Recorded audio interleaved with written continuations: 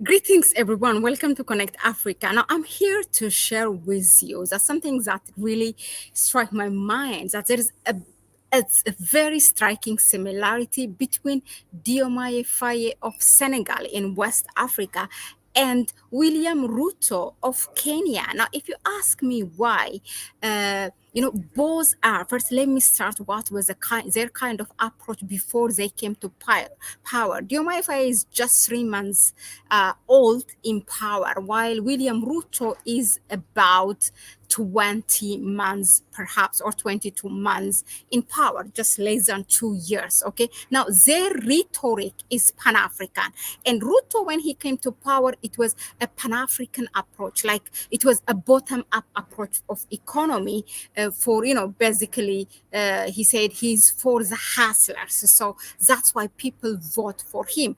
Now, when we come to Diomaye Faye, he and his party, mainly by Osman Sonko, the rhetoric was more of that they're on the side of the Alliance of the Sahel states, namely Burkina Faso, Mali, and Niger. Now, that is, and also, their promise to break away with their colonial past, namely France, and also to aiming for to be in control of their own destiny, basically to have a real independence, territorial wise and also economic wise. Those kind of rhetorics are the one that got them support from the people of Senegal. So these were their kind of approach before they came to power. So it was a Pan-African rhetoric. Now, after that, what we see is actually they are not, one of the similarity is that they are not walking the talk. For Ruto, it is Pan-African talk, like supporting the African continental free trade area with the movement of free movement of people or visa and others, many things that are flagship projects for the African Union that he supported. But in the real thing, in the real term, what he doing is it's not something that is pan-African. Whether you take African continental free trade area, he's signing an agreement, a trade agreement with the European Union, or others, the free movement of people, which he promised free visas and he didn't do it. Now, when we come to Diomaye Faye, although it was more of, Sonko who talked about it courageously and, like powerful, passionately. Diomaye Faye has been always a kind of a smooth one, but they are under the same party, so people assumed that this is what they are going to implement. And he also introduced like a declaration. These are the things that they are going to do when they stay in power. So those things includes also break away from the colonial past and also being in control of their own natural resources and to work it for the benefit of the people of Senegal. Okay, those are the things. But is he doing like that? No. Diomaye Faye is now trying to act. He's a friend of everyone. Like he went to Burkina Faso and Mali months ago, just when he's ending his tour in ECOWAS. But he did not, say that he will join to the Alliance of the Sahel States. I mean, the people asked him, journalists asked him. He clearly said he wants to stay in ECOWAS. This is not something what the people of Senegal want. That you have to bear in mind. Okay, but he said for himself, he said ECOWAS works for him for now, so he wants to stay in ECOWAS. It's not. And then what provoked people is that now recently, a week ago, he gave an interview in which he said he does not want a sudden breakaway from France, and that actually angered people. And a month ago, when he was just 2 months in office, he went to France. Now that actually also, that's something that also start people to ask, is this really the leader that we want? Is this is this something that we wanted him, to do? So they did not like him being in France. He's just 2 months old there, and there is a lot of things that needs to be done in Senegal, and that needs to be corrected, which are the remnants of Macky Sall. So he did not do that, but then he ran away from France and he met with President Emmanuel Macron. And then, although the cover topic was actually to participate in the vaccine forum for Africa, where they want to set up this vaccine factory in Africa, and that's what it brought him. But there went on a private meeting between President Diomaye Faye and President Emmanuel Macron, and in that meeting, up until now, there is nothing that has been disclosed. Why that meeting? I mean, what was the points or the objective of that meeting? What did he achieve? He did not disclose it. No one knows in Senegal about this thing, what went on behind a closed door. Okay, now to make it even more worse, we have after a month, again, Diomaye Faye is invited officially by the president of France and the president of the Paris Olympic to participate in this Paris Olympic, as to take part in the opening and this and that, but also to take part in the summit of the Sustainable Development Goals, the SDGs. Okay, now, these are, again, these are the cover topics. What will be the real agenda for these people? Nobody knows. Now, as you can see, he arrived yesterday in France, and this is exactly his arrival.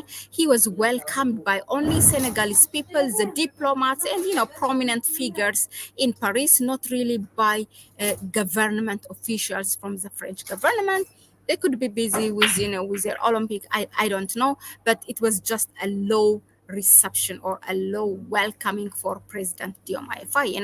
Just in one June 90 last month he was there, or June 20. Now again after a month on July 24 he's in France. What is so important? And less than a week, few days ago, actually, the Senegalese Gen Z has demanded from Diomaye Faye that, because he said he wants a smooth, or no, a smooth, he does not want a sudden breakaway. He asked, actually, the Gen Z of Senegal asked, we want this breakaway as soon as possible.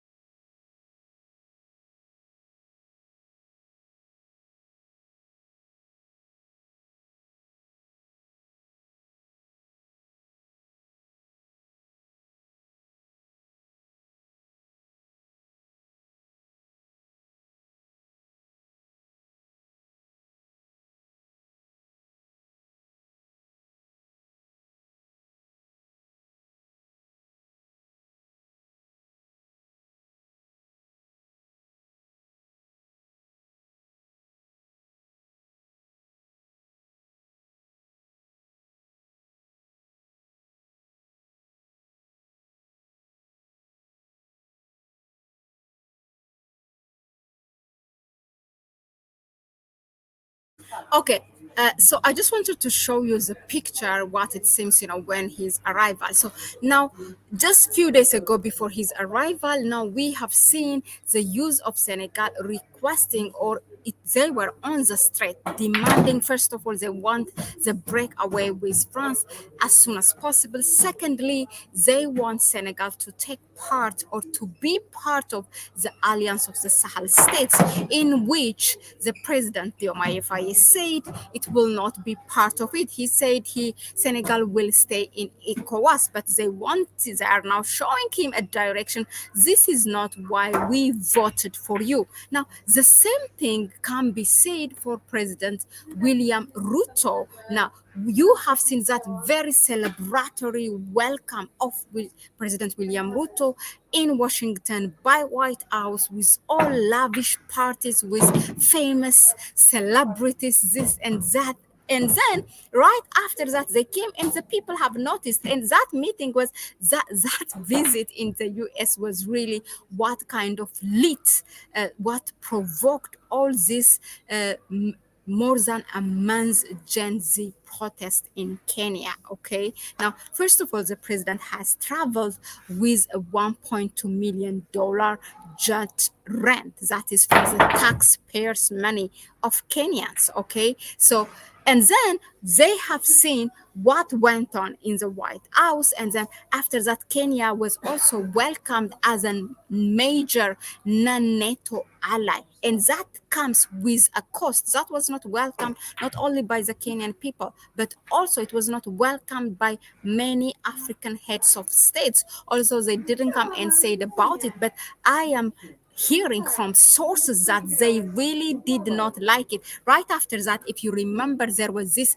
South Korea Africa summit, and the heads of states have expressed to him that they are not happy with his move, because now Kenya becoming a major non-NATO ally means that inviting the NATO military to have that base right there in Kenya, in East Africa, which is a very, very fragile and very troubled region in the continent. Okay. So then they have seen what this man is not completely, he's working against what he promised to do for his people. So what they did is they took it to the street. They said, okay, occupy the parliament. And then he came up with the finance. Oh, the last provoking thing was he came up with this financial bill in which it's going to add taxes on basic needs of Kenyans, like bread and medicine and this and that. And then they took it on the street. Okay, now it's more than a month. Kenya is on unrest.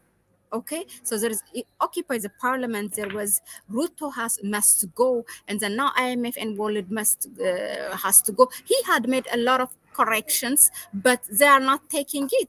The same people who have brought him to power are trying to bring him down. Okay, that is for as far as President William Ruto is concerned. Now, when you come to President Diomaye Faye, it's the people's protest. The people have paid a price. They were for 2 years or so. It was on and off. People have died in Dakar while protesting, and that is exactly what brought them to power. Both him and Osman Sonko. Now, please allow me to leave Osman Sonko out of this, because really he is quiet and out of the picture. And in fact, there is some kind of tension going on between Osman Sonko and Diomaye Faye, because Osman Sonko is like, go for it. He's very courageous, very Pan-African. Even the few times that you hear him talking after he became a prime minister, he asked publicly in that Dakar University speech that until when we are seeing this French military in our country, because Senegal is an independent country, okay? And then you don't see him there. Now, so allegedly, there is a tension between Osman Sonko and Diomaye Faye. But let's leave that topic for another day. Now, when we come to Diomaye Faye, you saw him, the party was not about this. The declarations, the promises that he has kept, he has listed for the people when he came to power is not the same what he's trying to do in 3 months. For God's sake, in 3 months, this man is twice in France. What is he doing? Getting instruction?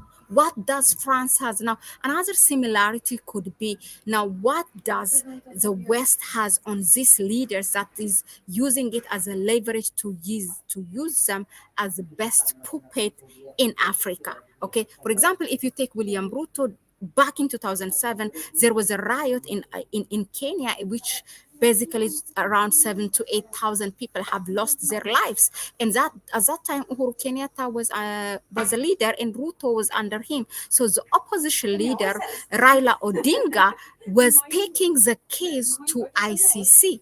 But that did not continue. Okay. Now, when we come to Diomaye Faye, we don't know what kind of. I mean, there's nothing, even allegedly, whatever, then that any crimes that we know he has committed. But there might be something. They might have any leverage that the West is France is using against this man, and we don't know exactly, because he was in jail for 1 year, and after him, Osman Sonko was in jail for 6 months, and the way they came to power all was, and the way all of a sudden, President Macky Sall has transferred his power, and he said he gave up. He's not going for a third or fourth term. Was kind of very dramatic, because Macky Sall had committed a lot of crimes, and these people, when they came to power, they promised that they will bring him to justice, and now that all went under the rug. So one of the things we can speculate that one of the things that went in that prison could be they have considered that they will not accuse Macky Sall, because now Macky Sall is just living his life peacefully, okay, the best. So there is a lot of similarity, but all what I can say, what I want you to note is that now the same people that brought you to power can take you down. That's what's happening to William Ruto. That's what's happening, just a start of it, like maybe it's 1%, 2% of it, but we have seen a protest in Senegal. And people in African countries who are troubled by the government, how the governance is in their country, are watching, trust me, watching what's happening in Kenya. And at the end of the day, the power is within the people. It's not really within the government. It's not really with your former colonizer. It's not really with the foreign military that you have in your country. It's within the people. If the people revolt, anything can happen. So I'm just making it, I'm just bringing you this striking similarity to you so that you can take your own conclusion. Okay, now I want to close it by saying that you can fool some people sometime, but you cannot fool all the people all the time. And people will say, okay, get up, stand up for your life. I mean, and they will stand up for their own right and life. That's what they are going to do. So thank you very much again for tuning in. Let me just end it here. So let us know in the comment section if you think that there is this striking similarity between the 3 months old in power Diomaye Faye and just less than 2 years old in power William Ruto of Kenya, and we will take it further. Thanks again for tuning in. Please go ahead and subscribe to the channel. Give it a like if you find it this informative enough to you, and also please share the video with others. And if you want to support us further, you can donate to our PayPal account in the description section. And I'm gonna give a quick shout out to Gize Geta, Yoruba Land, Imhotep, SAS Miss Patricia, Matthew, Obeya. Hello, Obeya. It has been a while since you are here.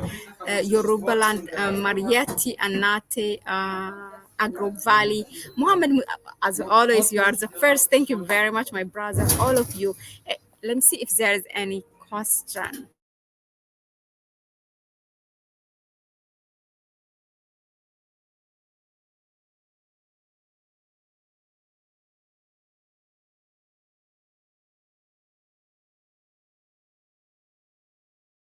Yeah, Yoruba land, I hear you exactly. You can say the same about Tinubu. I mean, okay, tomorrow actually, myself and Kwame will be here. We're gonna take it hard about Dangote and what is going on in Nigeria.